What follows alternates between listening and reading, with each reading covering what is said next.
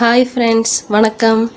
இன்றைக்கி நம்ம சேனலில் ஆடி மாதம் ஸ்பெஷலாக அம்மனுக்கு உகந்த கூழ் எப்படி செய்கிறதுன்னு பார்க்க போகிறோம்.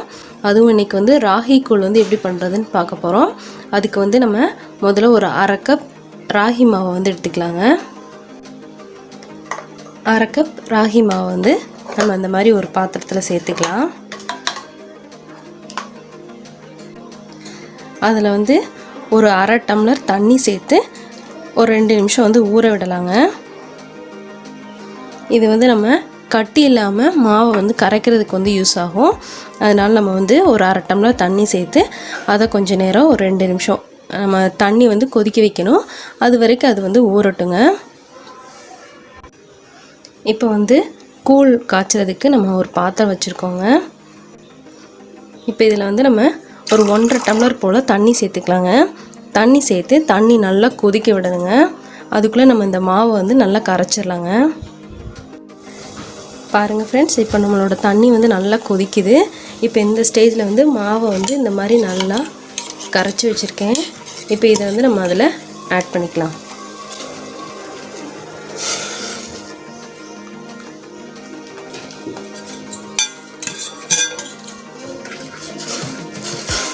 ஆட் பண்ணிகிட்டே இந்த மாதிரி நம்ம நல்லா மிக்ஸ் பண்ணிடலாங்க. நல்லா கட்டி சேர்ந்துடும். சிம்மில் வச்சுக்கோங்க. இது உடனே கட்டி ஆயிரும். அதனால் நம்ம சிம்மில் வச்சுட்டு நல்லா மிக்ஸ் பண்ணணும்.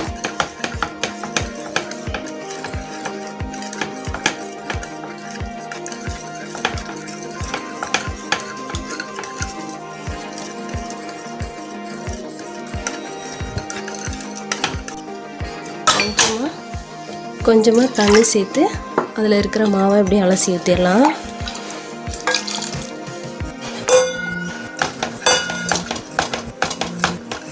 ஊற்றிட்டு இந்த மாதிரி நல்லா மிக்ஸ் பண்ணுங்கள்.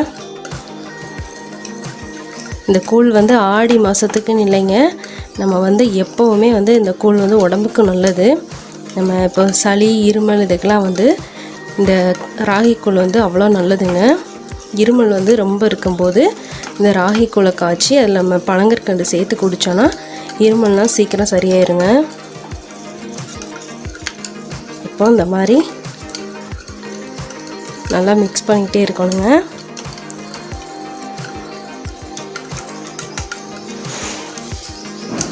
இந்த மாதிரி கட்டி ஆனாலும் ஒன்றும் பயப்பட தேவையில்லைங்க. நம்ம கொஞ்சம் தண்ணி ஆட் பண்ணிக்கலாம். நமக்கு எவ்வளோ வாட்டரியாக வேணுமோ அவ்வளோ வாட்டர் நம்ம சேர்த்துக்கலாம்.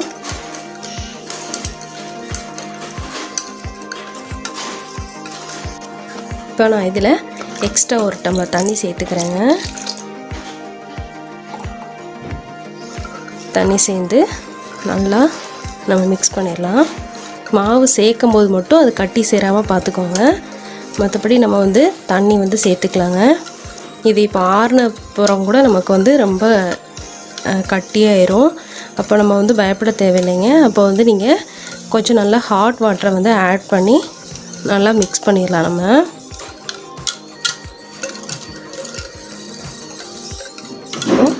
பாருங்கள், இந்த மாதிரி நல்லா நம்மளோட ராகி கூழ் இது கொஞ்சம் பெரிய பாத்திரத்திலே வச்சுக்கோங்க. அப்போ தான் நம்ம கிளறதுக்கெலாம் கொஞ்சம் ஈஸியாக இருக்கும்.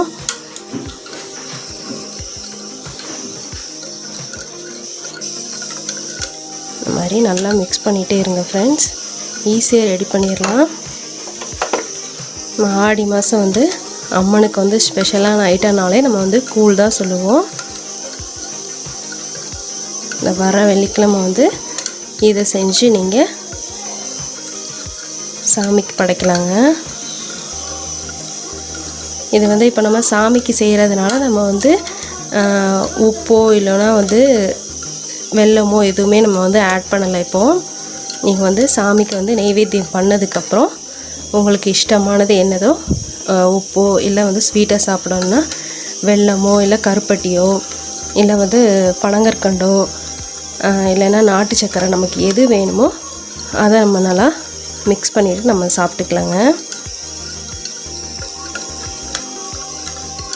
இந்த மாதிரி நம்மளோட ராகி கூழ் ஈஸியாக ரெடி பண்ணிட்டோம். இதே மாதிரி கம்மங்கஞ்சி, கம்மங்கூழ், கொழுக்கட்டை இந்த மாதிரி நிறைய செய்வாங்க. இன்றைக்கி நம்ம அந்த ஸ்பெஷலில் ராகி கூழ் வந்து எப்படி செய்கிறதுன்னு பார்த்துருக்கோம்.